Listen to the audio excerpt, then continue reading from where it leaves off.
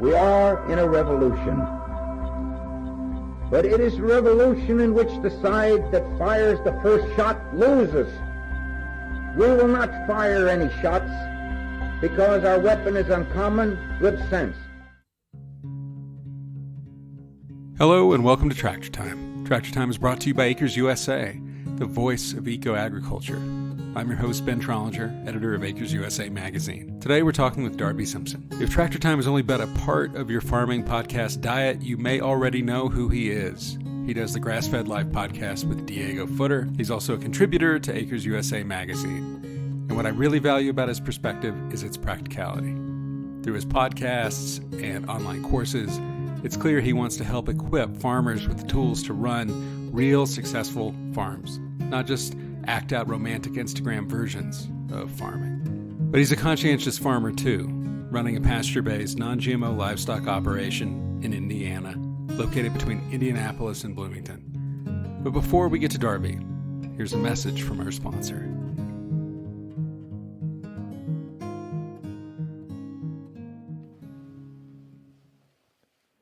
Good day, dear listener. This is Ryan Slaybaugh, the general manager of Acres USA, and I'm the former host of this podcast. And I just wanted to say thank you for your continued support. We're almost to 100,000 downloads in our history, and that is no small feat. So if you've been listening for years and you've been wondering how to support us, there is a way to give back. We produce this podcast free of charge, and in order to continue doing so, we do need your support. Go to ecofarmingdaily.com/donate. That's ecofarmingdaily.com/donate and give any amount, $1, $5, $1,000, and you will directly be supporting the idea of free education for farmers, growers, and people across the globe. The idea of free is not sustainable, so your gift, along with our sponsors and advertisers, help carry this message to new audiences and to you into the future. So that's ecofarmingdaily.com/donate. Thank you again for listening and for your support, and have a great day ahead of you. Hey, this is Ben again. So, Darby Simpson. In this interview, we talk about everything from farm diversification to the future of farmers markets to the impact of COVID-19. Darby's answers are thoughtful, insightful, and hopefully prophetic. And I'll let you listen on to understand what that might mean. Without further ado, here's Darby Simpson. Darby, thanks for joining us. Hey, I am absolutely thrilled to be here, Ben. For our listeners, tell us a little bit about your farming operation. Well, I think it's something a lot of people probably resonate with. I was actually in a different career and started, kind of investigating farming when I got into my late 20s, early 30s. And, I was a little kid, I always wanted to farm. I really wanted to farm when I was like 5 years old. I don't know. It was just wired up in me. I grew up on a family farm. It's been in my family since 1828. And, I remember the first time I kind of mentioned this to my grandfather. And I can remember like yesterday, my grandfather saying, "No, you don't want to be a farmer. Go do something else because you can't make a living in farming." And it was about 1980, and it was not a good time to be a small farmer like my grandfather was. And he was basically at the tipping point where he was ready to retire and snowbird to Florida with his friends and play golf. So I took Grandpa's advice, went and did something else. But then later on in life, really kind of got the farming bug again, started doing a lot of research. And actually, initially, I started going to vegetables. We actually sold vegetables only the first year on the farm. And then meat came later. I found Joel Salatin and Greg Judy and lots of guys like that, and started a pasture-based meat operation, which was a part-time thing for 3 years. In the middle of the Great Recession, interestingly enough, I lost my job, and we took the farm full-time because there were no jobs in my industry, and that industry was engineering. And that's what I did full-time for 10 years. We did a lot of pasture broilers, pasture turkeys, forest-raised pork, grass-fed beef. And we still do a lot of those elements today, but we don't any longer produce poultry. But we've had a lot of success with our farm. And I really, I pay a lot of tribute to those early adapters and pioneers that came before myself that laid a lot of the groundwork to make that possible, to go out and live that dream, farming full-time for over a decade. And where in Indiana is your farm located? We are located in, or just outside of, Martinsville, Indiana, which is straight south of Indianapolis. We're about halfway between Indianapolis and Bloomington, which is where Indiana University is located.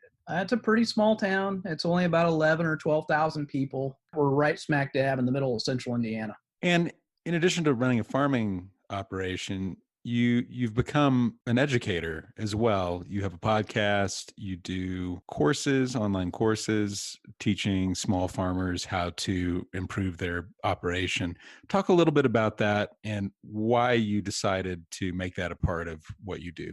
There's a number of reasons. I love to teach. I absolutely love to teach and share, and I'm a problem solver to a fault. My wife would tell you that sometimes she just wants me to shut up and listen. I just want to fix everything. And I've had the opportunity to speak at all kinds of different functions around the country, some small, some big. A few years ago, I had the opportunity to speak at Permaculture Voices 3 in San Diego. And the gentleman that put that together, his name is Diego Footer. He was already doing a podcast with a guy a lot of your listeners will probably know, Curtis Stone. And he wanted to do one on the livestock side. He talked with a number of different farmers and producers, and he, for whatever reason, reached out to myself and said, "Hey, would you like to do a podcast?" And, yeah, sure, it'd be fun. So we started doing this podcast, and it was a pretty big hit pretty quickly. And we kind of floated this idea of like doing a workshop on my farm, and we just got inundated with emails of people saying, "Yes, if you put it out there, I will come." And so that's kind of what launched, I guess, the educational side of things. So we did 3 or 4 workshops here. And once we'd done that workshop so many times, we had a lot of people that wanted to come, but they couldn't because of geography. And it was a 3-day long workshop. It was intense. And you were drinking from a fire hose for 3 days. We decided to put it online just so that it would be available to anyone with internet access anywhere in the world. And we've, literally we had people come to workshops here from all over the country, from other countries. We've had people come from Canada, Chile, the continent of Africa, you name it. And then I don't know how many different states, but we decided to record it and put it online. It was a huge undertaking. We did it ourselves, but we just wanted to really make it available. And kind of my whole reasoning behind this was when I started farming, there were and still are an immense number of fantastic resources on how to go raise chickens, graze cattle, etc. All kinds of great stuff on how to farm. But there was nothing that told you how to really set up a farm business. And the farming aspect of things is maybe 1/3 to 40% of the battle. The rest of it is learning to think like a CPA and making good marketing decisions and coming up with marketing material and trying to figure out which farmers markets stink and which ones are going to be successful and how much product to sell in bulk and what restaurant account to fire because they don't pay on time. I mean, that's the non-sexy stuff that a lot of guys just don't talk about. And that's where Diego and I focused a lot of our energy because it was just so lacking. And it's a ton of, of our, what we call our big course, which is our profitable pastured livestock course. That's probably about 65% of that course is all the stuff I just mentioned. Not here's how you go raise a chicken. I mean, that's in there too, but that's kind of the genesis and the reasoning why, behind why we started Grass-Fed Life. Both you and Diego have written for Acres USA magazine. And I think what I really like about your perspective and Diego's perspective is sort of a blunt honesty about farming. Talk a little bit more about that, about sort of the romantic ideal of farming and then sort of the harsh reality. Yeah, I'm glad you brought that up. Any farmer who's being honest will tell you that they have romanticized farming to a fault, myself included. And that very point is actually something I talk about in the workshops I've done, the speaking engagements I've done, and in our online course. I tell people all the time, you can't romanticize farming very much. A little bit's okay. There is something romantic about it. It is nostalgic, but it's really darn hard. Now, on the flip side, I tell people all the time, let your customers romanticize it to the ends of the earth. Play off of it. It's fine. Let them buy in. I encourage it. But if you romanticize something too much, it's going to let you down. Kind of like, you never want to meet your hero in real life because you'll probably be let down by what they're really like, whether that's a sports figure or, a business person or a politician or whatever. Like, behind closed doors, they're not all they're cracked up to be. And that's kind of how farming is, to be honest. Like, it looks really super romantic, and you watch videos on YouTube and you think, oh, well, Joel Salatin does it, and this, Curtis Stone does it. And yes, they do. And you can also. But yeah, we definitely give a really harsh dose of reality when it comes to this is what it's really like. And it's really hard to make a really good profit. It's really tough on your body. I'm a perfect example of that. I mean, about a year and a half ago, my body basically said, look, pal, we're done doing what you've been doing for the last 12 years. We just can't physically keep up that pace. So we had to make some changes here because of that. These are things we talk really honestly about on the podcasts that we've done and in the courses. And we do talk a lot about, like, you've got to charge appropriately to make a profit, to make this worth your while. And I'm still a firm believer that you can farm full time. If you only want to have, like in our situation, my wife stayed home with our boys when they were little and homeschooled them. It was always my goal, like, she's not going to work. I'm going to be the breadwinner so that she can do this because we both believe in it. That's holistic context. And we were able to do that for a really long time. But I'll be honest, like, as we got further into our farming career, even though our business grew, that became more and more difficult because of inflation, because of the expenses that you have, right? So a lot of that goes into lifestyle and what your expenses are. I'm still a huge believer that, yes, you can go farm full time, but like, if you have a spouse, keep in mind, if they've got a job, like, I would not tell you to have them quit that job. In fact, I know a lot of people who farm full time, their spouse has a job so that they have access to insurance. That's one thing we didn't have access to. We actually lost our insurance in 2014 with the new healthcare law.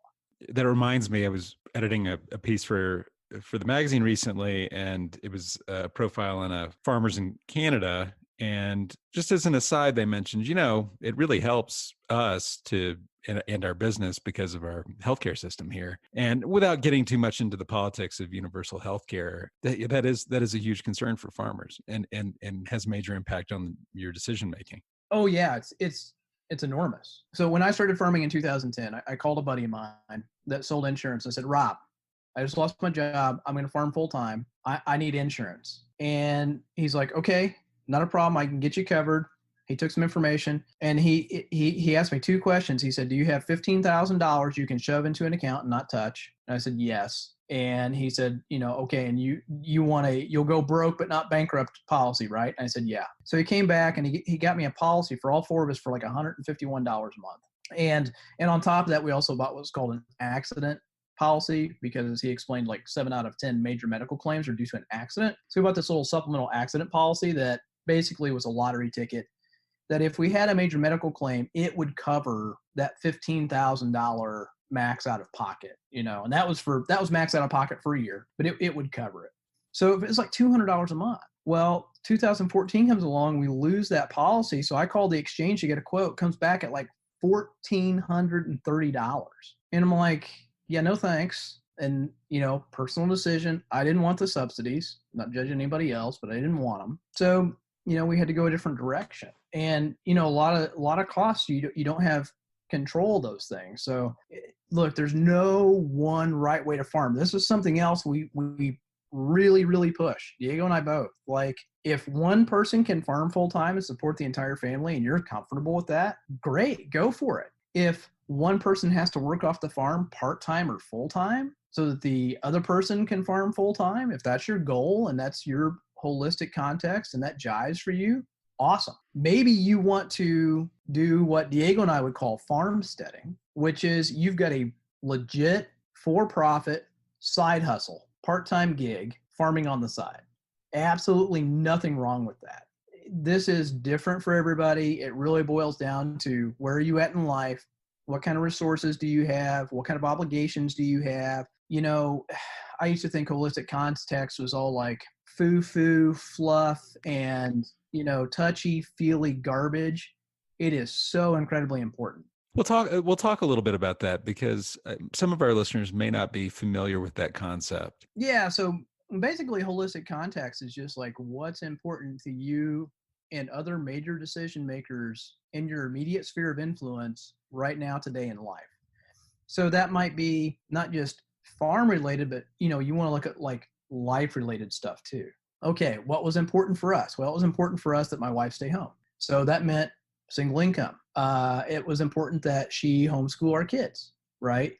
It was important that we eat organically and locally as best we could. Those were all holistic pieces of context. Okay, so what does that mean? Okay, well, that means we're driving old cars, right? We're not taking a family vacation. We're doing the kids' haircuts ourselves. Like, that's the flip side of making everything else work, because for me, and she was on board with it, like I really wanted to farm full time. And in the middle of the Great Recession, like I really didn't have a choice. I had to take this part-time side hustle business and scale it up quickly so that we could make it.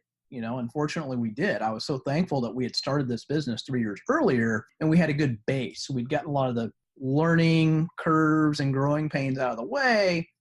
And literally at the end of 2009, I was to a point anyway where we were not going to grow the business if I didn't put more time into it. So it just kind of synced up. But the holistic context, like it's really, really important that you examine that and you take everyone else's thoughts and wants and desires and you try to pour them through this filter to come up with a solution that works really well for everybody involved, or as best it can. And if it doesn't work for somebody, so for instance, one of our kids, like he wanted to play baseball, and at this point we were both doing a farmer's market on Saturday. He could never play baseball. We finally got to a point where it's like, okay, well, enough's enough. Like we're gonna, knock out. We're not gonna do this market. We're gonna hire somebody to cover it. Whatever we have to do so that he can play baseball for a year. So it had to work for him too, because the farm had overflowed and it was affecting my youngest son in a negative way. So that's holistic context. When my back blew out and I couldn't do poultry anymore, now my holistic context is I drop poultry or I hire somebody, right? And I have to think, well, do I really want to hire somebody? Do I want to manage someone? Do I want to be responsible for their livelihood? And for me, that answer was no. And I associate holistic context with the Savory Institute folks. Is that where it comes from? Yeah, they're definitely the ones who I think probably, I shouldn't say they coined it. To my knowledge, they coined it. They've definitely are the ones that have pushed it into the farming sphere. Actually, we got 23 modules in that main course I mentioned earlier. One of those entire modules is Diego talking about holistic context. And it's a very streamlined version of it, but you get the big pieces, right? And we've got some podcasts too with a gentleman from Canada named Javin Bernakovich. And Javin really excels at helping people sort through these big life decisions and like what works. He actually does like one-on-one coaching sessions with people to help them walk through this kind of stuff. So if somebody's really interested in holistic context, check out the podcast we've done with Javin. I'm kind of curious. You talked about this evolution happening out of necessity from the farm being sort of a side hustle to being something that you had to ramp up in order to support your family. Describe the operation as side hustle, and then when it started to evolve and it started to become more expansive, what did that look like? Well, yeah, so that first year, like we did 50 broilers and we thought that's all we were going to do. We ended up doing another batch of 100. The following year, we did 1,000 birds and we raised 7 pigs. And then in 2009, in my spare time, we were running 2 farmers markets. We did 2,000 broilers on pasture and raised like 20 or 22 pigs. I was working full-time, 40-ish or 45 hours a week, commuting about 45, 50 minutes each way, had 2 little kids. It was crazy. It's absolutely insane. And just sitting here talking about it now makes me tired just thinking about how much energy that took. So that was the quote unquote side hustle. Now that's a pretty intense side hustle. As we expanded in 2010, like I ended up doing 4 farmers markets. I was doing 3 of them myself. We hired a friend to do the 4th one. We really mashed the accelerator. We went from 2,000 birds to 3,000 birds. We did like 40 or 50 pigs. We added Thanksgiving turkeys. We added laying hens. And we finished some cattle. I bought some larger stockers from a friend of mine and grazed those for 9 months, 10 months, and finished them as well, and really ramped up. I want to say in 2009, we did something like maybe, I don't know, $45,000 in sales. 2010, we did like 113. I mean, it was a big jump. It was a big jump. And then we actually maxed out in 2018. We did our farm with only about 50 acres. We actually did about $205,000 in retail sales. And was that sustainable? Yeah, it was until I got injured. And we'd hire some spot help here and there to kind of pitch in with some of the heavy lifting at certain times. Definitely when it was time to load chickens. I mean, you're not going out and loading 600 chickens by yourself. You really want, 4 guys. My boys are a little bit older, so I could pay them to help me. We had a friend of ours that we would, pay to help with some larger carpentry projects. He's a really good craftsman. He would help us with livestock stuff. It was sustainable, but it is a grind, right? It really starts to wear on you. Now, where we're located, we get true 4-season weather. So we were pretty intentional that like from the end of March through Thanksgiving, like it was gangbusters. And then we really didn't have too many animals on farm Thanksgiving through like the middle of March. We would have our cows and we would occasionally overwinter some pigs, but we kind of got everything synced up, got the cash flow figured out to where we were just filling the freezer to the brim going into the end of November. Like it was as full as it was going to be at the end of November.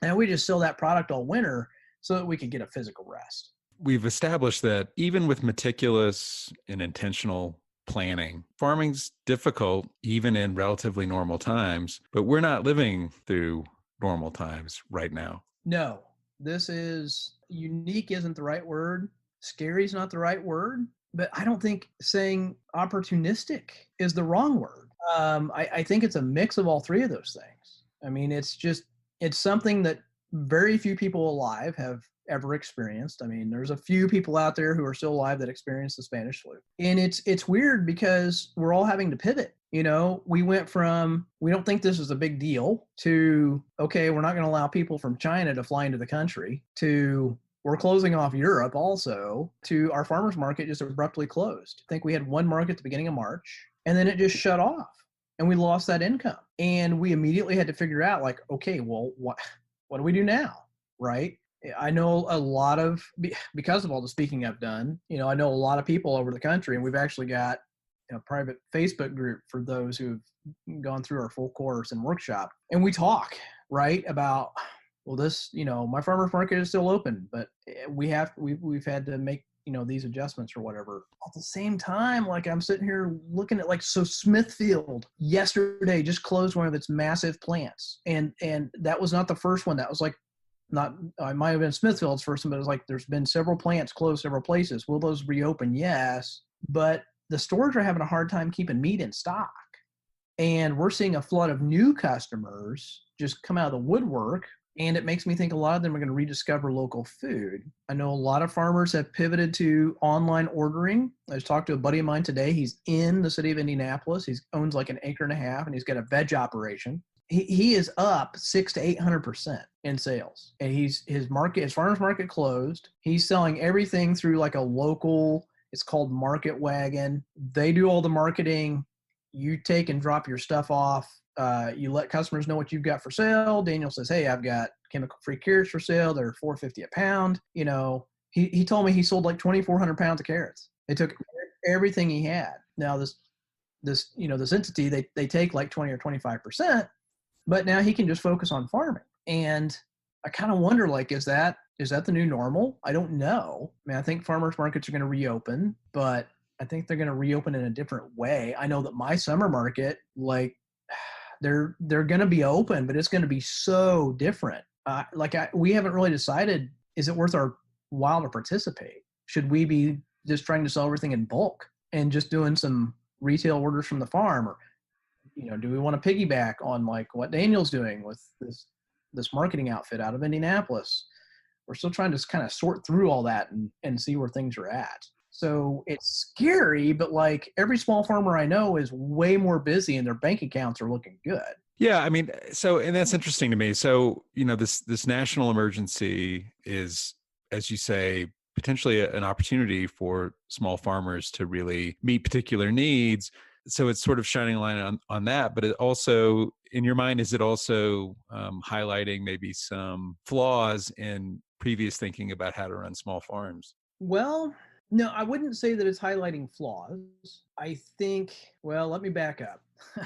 So something I preach and I tell people all the time, and I posted an article in that private Facebook group about a week ago of another local farm, super successful, super good dude, has done a lot, and I mean a lot of positive things for the pasture-based livestock movement. But that farm's marketing was all restaurants and some stores. And I've told my wife for years, like, I think it's really cool and it's awesome and it's good, but it seems fragile. Like, all the eggs are literally in one basket. And there was an article about him that came out about a week and a half ago. His sales are down over 80%. And he has a lot of employees. And it's like, okay, how's a guy like that pivot to keep all those people employed? And the answer is, I don't know. He's a smart dude. I'm sure he'll figure something out. So I think it highlights that you got to be careful. And I saw the same thing back in, even though I was just getting involved, like 2009, 2010, restaurants were folding like crazy. And guys that were solely focused on restaurants, like they were having a hard time. So then, of course, they want to go do farmers markets. Well, the farmers market's already started and it's full. You can't get in. You can apply next year. I think it teaches us that we need to be diversified more than anything. And that's something I tell our students all the time. Like, whatever you want to do is fine. If you don't want to be like me and really go focus on farmers markets and doing a lot of bulk to families, like that's our bread and butter, is retail cuts and selling that half pig, half cow to a family, that's fine. But like, don't just sell all your stuff to Whole Foods, right? Because if tomorrow one person at Whole Foods decides they don't like you, you're out. Well, now what do you do? So I think you got to be diversified, but I just feel like this is going to create a new, I don't know what else to call it, Ben, a new farmers market economy. Like online hubs are probably going to be the thing that people go to, like, because people don't want to go shop. And even if you want to shop right now, if I got on a Kroger's website right now, I think the pickup time is like 7 or 8 days, right? People don't want to go in the store because they're scared. So they're turning to anywhere they can to get local food. And my hope is that they'll really get turned on to local food. And they'll look at it and be like, it's not that much more expensive than when I was buying in the store, and it's way better. And I can still get it delivered. I think if small farmers want to succeed into the future, like we've got to figure this out. So about a year ago, I got to speak with 2 really awesome guys, Greg Judy, who's like somebody I really look up to. And it's really weird speaking with a guy that you look up to, and Peter Allen, who is super intelligent dude. And we were talking about this, and Peter basically said, and I agreed with him, like, Amazon's going to destroy us all if we don't figure something out. Like, they'll figure out how to put local food on people's doorsteps if we don't do it first. And Peter's been working on this for a while. So I think a lot of us saw it coming. I think this has just forced us to make that pivot faster than we had anticipated. Like, we can't wait. We got to figure out, how do we basically take the farmers market model and put it online? And one of the farmers markets we've been a part of for years and years in Bloomington, which is where Indiana University is, and we're not going to be a part of it this summer, but what they're doing is they actually have an online ordering system. You go through the farmers market website, not through each individual farm's website, and you place an order, just like you would with this outfit out of Indy. And then the farmers bring all their orders prepackaged to the market, and you roll up and you say, hey, I'm Joe Smith. I'm here for my order. I got XYZ. And they run around, grab it all, and bring it back to your car. And that's how that summer market's going to roll out this year. Do you see that as being a better model? I mean, I love farmers markets, and I think there's a certain allure to going there and seeing what's fresh, what looks interesting, what you haven't tried before, meeting new people. But for a farmer, that can be kind of a risky proposition. You're going to a farmer's market and you don't know if you're going to have great sales or not. Yeah, I don't know that I mean, do I think it's better? In some ways, I think it's better. In some ways, I think it's worse Mm-hmm. because you don't get to know your customers on a first name basis. Right. I have, and Diego would be the first to tell you this because he's gone to a couple farmers markets with me. We filmed stuff at farmers markets for the course, and he told me one time we're driving back, he's like, "Man," he said, "You've got good stuff. I've had it. It tastes great." He's like, "But I'll be honest with you." He's like, "I think a certain percent of the people who buy from you, they're not buying your stuff because it's the best. They're buying it from you because they like you, like they've connected with you relationally." Right. And there's some truth in that. Like you just naturally are going to attract certain personalities that dig you and what you're about and your story, and they're going to support you through thick and thin. We still have people literally that have been buying from us since that first year that buy from us now. So I don't know. I think it's dangerous and I think it's good, but I think it's needed. Like I think meeting in person to discuss a project is way better than doing a Zoom meeting. And I don't, I don't like the idea of not shaking somebody's hand when I meet them. So doing a Zoom meeting and just kind of waving from 10 feet away and saying, "Hey, nice to meet you," is just kind of how it is. Right. So I don't know. I don't know what the other side of this is going to look like, but I just feel like this is a good opportunity. Our business grew like mad through the Great Recession. I tell people that all the time and they're like, "There's no way." I'm like, "Yes way." Now, was it just this weird mix of we just came on board at the right time when local food was really taking off in central Indiana? There's an element of that, sure. But like, I don't know. People they cooked in. They didn't go out to eat, right? So right now people are cooking at home. I mean, they can go out to eat, but you're hoping that like some, 17-year-old kid didn't sneeze all over your food, right? Right. Let's just be honest. But so that they're cooking at home. And some people are always going to want to cook with cleaner, healthier, fresher, better tasting stuff. So I don't know. I see a lot of symmetry between what's going on now and what I saw in 2009, 2010. We'll talk a little bit more about diversification. How have you implemented that in your own business? Well, we've got kind of like 5 basic ways we've always sold our product. And then we've always found a way to kind of spin off of that, right? So the big basic ways we sell our stuff: retail by the cut through the farmers market. We've always had really robust bulk where we're selling half cow, whole pig, chicken CSA, whatever. And then we kind of took each of those and kind of created this model for stores and restaurants, if you will. I never did a lot of stores and restaurants. Well, actually, early on, I did do a lot of stores and restaurants because it helped me scale my numbers. Because I had to get with chicken, like with poultry, you've got to get your numbers up. If you're traveling to a butcher, you cannot do 100 or 200 birds at a time. Like you've really got to get up minimum probably 400. We got up to like 600, and that was a sweet spot. So we would do a discount off of the retail price for stores and restaurants of like 15 or 20%. And no, that's not a lot, but I stuck to my guns. And then we'd also do a discount to stores and restaurants if they wanted to buy like a whole animal. So we'd look at that retail price or that bulk price to the consumer, and we just discount it to give them kind of a quote unquote wholesale price. And then we've always done retail on the farm, and we've done different things. Like we would for little promos, like, if it's Memorial Day, 4th of July, Labor Day weekend, we do little promos at the farmers market, like, "Hey, mix and match any 4 items or more off this list, you get 10% off." We've done holiday boxes around Christmas time where you could gift it to somebody, or you could get it for yourself, and we do a pretty nice discount in there. It'd be a lot of steaks and things like anything I was long on, especially going to that time of year, for as many steaks as I can in December, because here it's cold and nasty and very few people grill.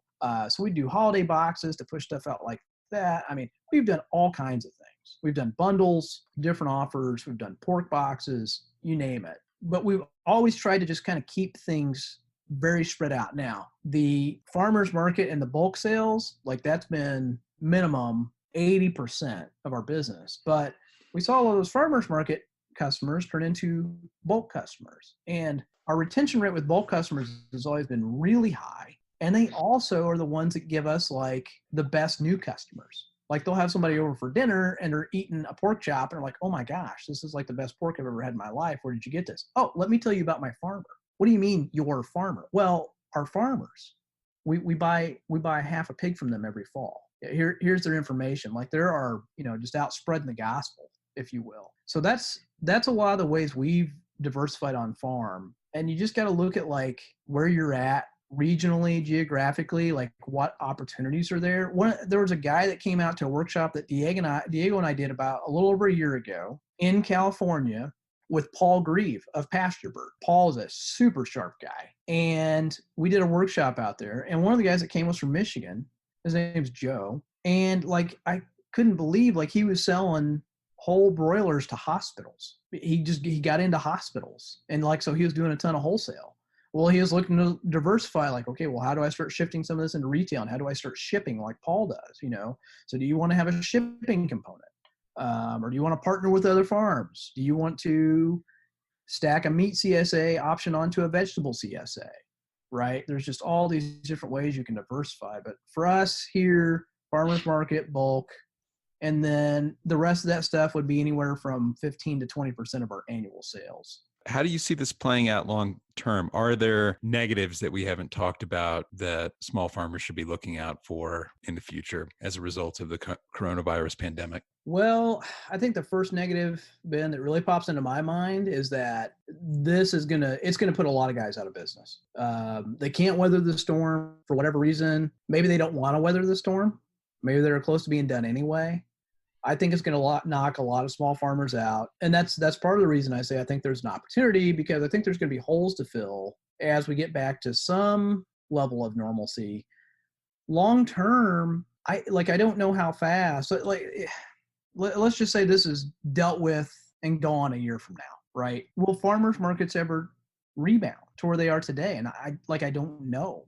I think they will, but I think it's going to take a really long time. So that was such an easy way for us to get started. I see that as a negative, because if you could get into a farmer's market, like you didn't have to have a ton of product. You didn't have to have a perfect product. It gave you a place to go sell every week, right? At that point, it's definitely a side hustle. So if you didn't, do a ton of business, it didn't really affect anything. I mean, you're out some time and effort, sure. But I think it could be harder to launch a business via the farmer's market. And then the other negative is if you can't do that, if you then can't build those personal relationships, because look, people can look you in the eye, ask you a question, and gut check you on the spot. Is this guy really only grass feeding his cows, right? And they can read me like a book. Well, now you can't do that virtually. So if you don't have that brand recognition that we have, that's a negative, because you've got to build that from scratch. You're nobody if you haven't already started, if you don't have a customer base. Like no one knows you, no one can vouch for you, no one can say, oh, let me tell you about my farmer, right? So I think those are some of the uphill battles. But again, I feel like there's going to be holes to fill, and it kind of feels a little bit like the Wild West. Like what's this going to look like from a retail standpoint going forward? I know what it looks like right now. People are building square stores like crazy. They're dropping off in parking lots. They're joining the market wagons, or the farmers market is orchestrating it. I think that's the model for the rest of 2020. Now, beyond 2020, I don't know. Well, let's take a step back for a moment and talk a little bit about how you farm. You've talked about the marketing business framework by which you operate. And you mentioned earlier Joel Salatin as being a major influence. Talk about your practices and why you farm the way you do. Well, yeah, pretty passionate about how we do things. So ruminants, cattle, and we did do sheep one year, and that was enough. And I don't want to talk about sheep, but if it's a ruminant, basically I'm a hardcore believer that it should be grass fed only. And we make our own hay on farm, but we only grass feed our cattle. We never give them grain, where they're getting any kind of supplemental feed. We'll give them some mineral, we'll give them some salt. They get hay in the winter. We graze as much as we can. That's how we raise our cattle. As a matter of practice, we're not doing any vaccinations. Very, very rarely have we had to use an antibiotic with cows, typically, and we won't do it with pigs unless it has to be reactive, right? Like if a pig comes down with pneumonia, now initially years ago, I'm like, nope, not giving an antibiotic, and then you watch it lay there and struggle and be ill, and you're like, okay, this is stupid. So as reactive measure, yes, we'll give an antibiotic. We'll then either sell that animal cheaply or we'll eat it ourselves or whatever. And the other big thing for us is, yeah, chickens, turkeys, and pigs get grain, but we've always been like hardcore non-GMO with organic supplements. And, in the last couple of years, and like in the last year we did poultry, like we switched to certified organic. And we did have to raise our price some, but the difference between non-GMO and organic had shrunk, and we were able to make that move. I'm just a big believer in not wanting to eat, the nasty chemicals that you can spray on genetically modified crops. That's a personal, holistic context. Yeah. And that filters through to how we farm. And those are non-negotiable for us. So anytime we could afford to buy organic feed, we actually bought organic feed. But we were never certified organic, but definitely pasture-based. Very, very, very similar to what Joel talks about. I guess I drank the Kool-Aid early from Joel. So what about that Kool-Aid appealed to you? Why did you feel like that was the way to go? Well, personal experience. So our oldest son, when he was a little bitty guy, he kept getting multiple infections and antibiotic after antibiotic after antibiotic. And then the doctor starts talking about surgery. And I'm like, this is ridiculous. Something else is going on here. So did some research, which back then, I'm kind of dating myself, the internet was still pretty new. And long story made short, read to switch from conventional dairy to organic dairy because of X, Y, and Z. And we switched him to organic dairy, and boom, infection was gone, never came back, no more antibiotics, never had to have a surgery. That was my personal journey into organic food. And just as we started eating organic food and local food, like we felt better, we enjoyed eating more, it tasted better. So that just kind of became something in our life. So when we started farming, we very quickly said, well, these are going to be the tenets by which we farm. And we know the inputs cost more because I'm an engineer by trade. So like let's build a spreadsheet because it's Tuesday. Put everything into a spreadsheet. Like, yeah, it's going to cost way more than conventional. Like back then, GMO-free grain was like literally double the price of conventional. But I wasn't willing to budge on that. So that's how we started farming. And we basically said, like, look, this is what we got to charge. People will vote, as one of my old pastors used to say, people will vote with their feet and their wallet. And they'll tell you whether or not you're doing a good job or not. And we just laid it out there. And it's like, if people vote with their feet and their wallet to buy this product and they come back for more, then we're doing a good job and it'll take off and it'll be fine. And if not, that's okay. It'll be a homesteading thing. We'll just do it for us because this is how we want to eat. But it took off like a bolt of lightning. And that's where things sort of unite in terms of the holistic context. Is it's not just about business, it's not just about principles, it's about sort of the unification of those things into one piece, into one framework. Is that accurate? Oh yeah, absolutely. Absolutely. Like I would never go keep farming. If you told me tomorrow, hey, you got to start grain feeding your cows, you got to get rid of the cows. Cows are gone. There's no way. I couldn't give them grain. I couldn't live with myself. So like I said earlier, you pour all that stuff through the filter and you see what's left. And like that's how you build your business around your life. And that's the other thing too. Like this is not a job. Farming is not a job that you go to and you leave and you come home. It's a lifestyle. It's an absolute lifestyle. And it's really difficult to get away from it. You have to be very intentional. You have to build intentional breaks in. I was terrible at that for years until I met Diego. And, we finally started building in intentional breaks. Like, so we could take this thing called a vacation or go to a baseball game, but we had to be really intentional in planning those things out, which then makes everybody happy because you're doing fun stuff together as a family, not just farming all the time, because it can quickly turn into literally it's all hands on deck 24/7 and everybody hates the farm and then you don't have anything good. You talk about it being a lifestyle. You're always on in some respects. I think I was watching your or flipping through your poultry course, and you're talking about losing animals and how devastating that can be. And that's a pretty significant motivator that you have these life forms that are in your care. That seems like a big responsibility. It is, and not to say that it's not the same with vegetable farming. right? But I used to joke with some of my veggie farming buddies, like, if something goes haywire out there, you just go, hook a tiller up to the back of your tractor, till it under, and start over, right? It's a little bit different when you have an animal that dies, and especially, like, we lost a mama cow a few years ago that was really sweet and nice and easy to work with, and you have to sit there and watch her struggle and hold her while the vet puts her down, or watching a bunch of chickens pile up in the corner of the brooder because you get it too hot and a bunch of them pile up and die. Yeah, it's just, there's a different element with livestock, and that goes back to, like, I joke, at the farmer's market, shoppers will ask a veggie guy, "Hey, are you chemical free?" "Yep." "Okay, I'll take 2 of this, 3 of that, 1 of those, and 6 of these." Mm-hmm. And it's a 38-second transaction. It's like an episode of Portlandia with me, and what was the chicken's name? Like, it's a 10 to 15 minute conversation sometimes, and they might not buy something because they genuinely want to know, like, are you caring for this living, breathing animal that you're asking me to buy? And so one of the things that came out of this COVID-19, I started seeing on Facebook groups and some other groups, like, my hatchery's out of chicks, the farm stores are out of chicks, and then I see an article online that says we stress about all the baby chicks, and we had all these new people. There's a couple of really large poultry-based Facebook groups. We had all these new people asking all these questions, and we're all chipping in and trying to answer them. And finally, I'm like, okay. So I called Diego, and I'm like, "Diego, this is what I want to do. Do you have an issue with this?" And he's like, "Nope. You tell me where you want it, and we'll do it." So we took a 45-minute chunk out of our pastured poultry course, which is just me and the brooder.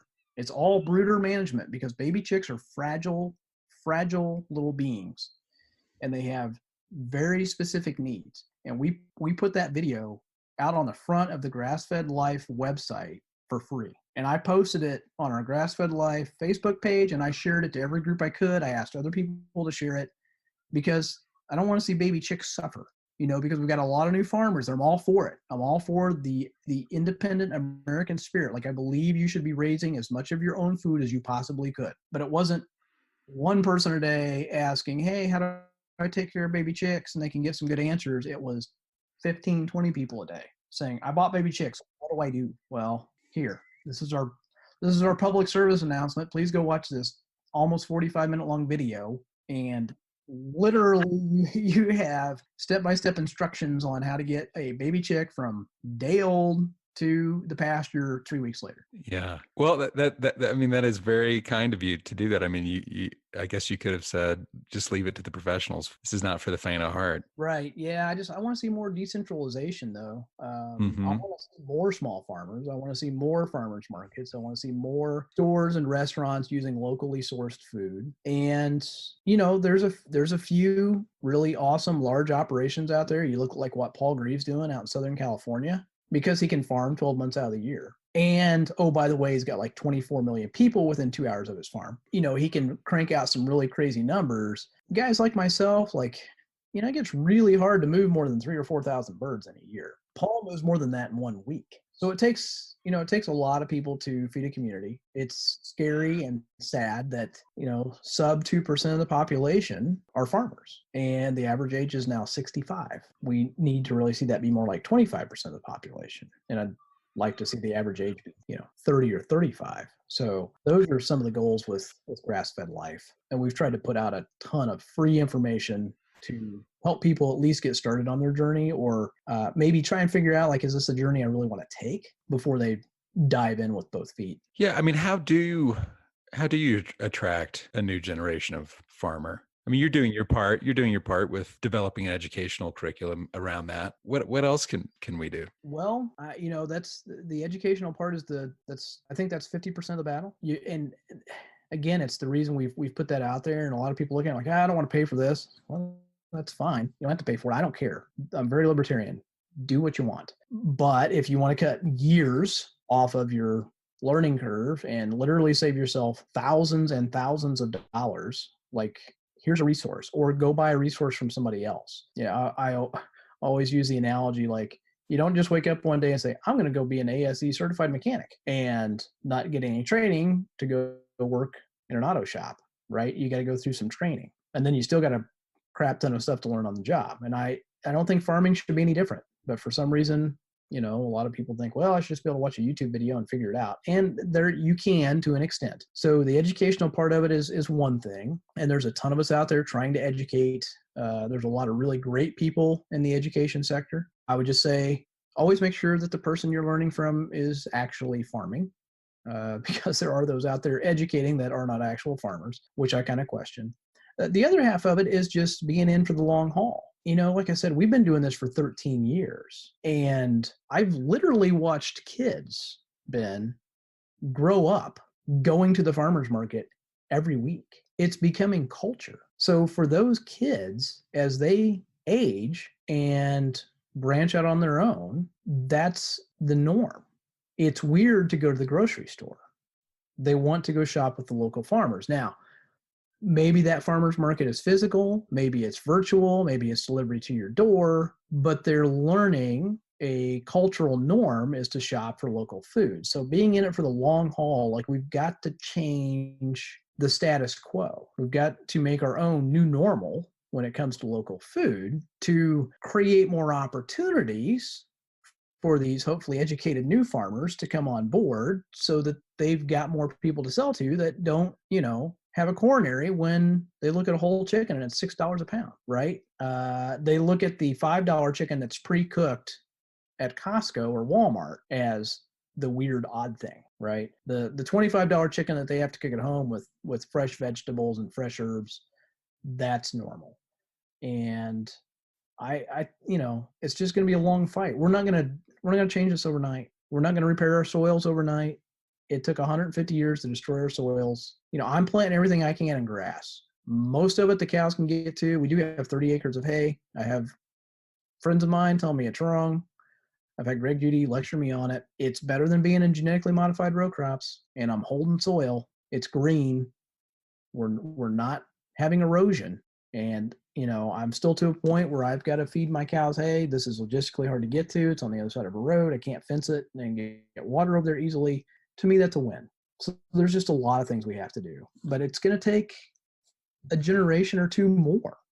Maybe when I'm an old man, God willing, I'm still on this rock, this will be the norm, that more people will get their food locally instead of from a Chinese-owned company like Smithfield. Well, I think that's an interesting perspective. I mean, what I'm hearing is that how you create new generations of farmers is you educate consumers now. And what would you tell people during this time about local food? What do you want them to know? How should they become better, smarter consumers? Well, I think, we're always going to tell them about the nutrition. The flavor, once they taste it the first time, that speaks for itself. I think the big thing that consumers are learning right now that we don't have to really tell them, like 3.5 weeks ago, when all the stores around here were out of meat, they started turning to local farmers, and they figured out really fast, like, hey, we've got product because we're planning ahead. We're not dependent on a truck showing up. We're not dependent on all these other things that vertically integrated agriculture, which, yes, can deliver food to you cheaply, is dependent upon. And we're here for the long haul. We're not a foreign-owned corporation that's just worried about profits. We're doing it because we care about the land. We care about feeding our community. I have friends that are driving produce into Indianapolis right now, and it's one Indianapolis, Marion County. It's one of the hottest COVID-19 hot spots in the whole country. But they're taking food in there because, number one, it's their livelihood, and number two, they want to feed their community. The grocery stores, big corporations. I mean, I think the grocery stores have done a phenomenal job. But, a lot of these big corporations, like, it's easy to just hit the off button and really not stick around. I think that's what a lot of people are just learning through experience. But we spend a ton of time educating. And again, this is something I speak on a lot. Like, you can't go back to that $6 a pound whole chicken. If you don't educate the consumer as to why they should buy that chicken, that it was raised outside in sunshine and clean air, and it got to scratch in the dirt and eat bugs and eat clover, and it's more nutrient dense, and it's going to taste way better, and it might actually bring their family to sit down around the kitchen table and have a conversation instead of eating out at a restaurant, staring at a smartphone. You do have to take the time to educate that person, or they're not going to buy that $25 or $30 chicken. or that, $15 package of bacon. It really takes a lot of effort to educate them. And in fact, that was, if you remember, Ben, that was the first article I wrote for Acres, was on educating consumers. And if you don't take the time to educate them now, don't expect them to buy from you later. You can't it's not enough to just show up and set up and hope you sell stuff. You've got to take the time to educate them. And sometimes that is that 15-minute conversation and they walk away not buying anything, or they spend $8. You can't be frustrated by that. That's part of this long-term, multi-generational task that we have before us as small farmers to make this thing work and to turn it around and to make local be the normal thing. Darby, thanks so much for joining us. Ben, you're welcome. Thanks for having me on. I always enjoy talking about farming, if you can't tell. There you have it. Thanks again to Darby for joining us, and thank you for listening to another episode of Tractor Time, brought to you by Acres USA. Subscribe to our channel on YouTube, iTunes, or anywhere podcasts are available. Also find us at acresusa.com, ecofarmingdaily.com, and don't forget to subscribe to our monthly magazine. Thanks for listening and have a great week.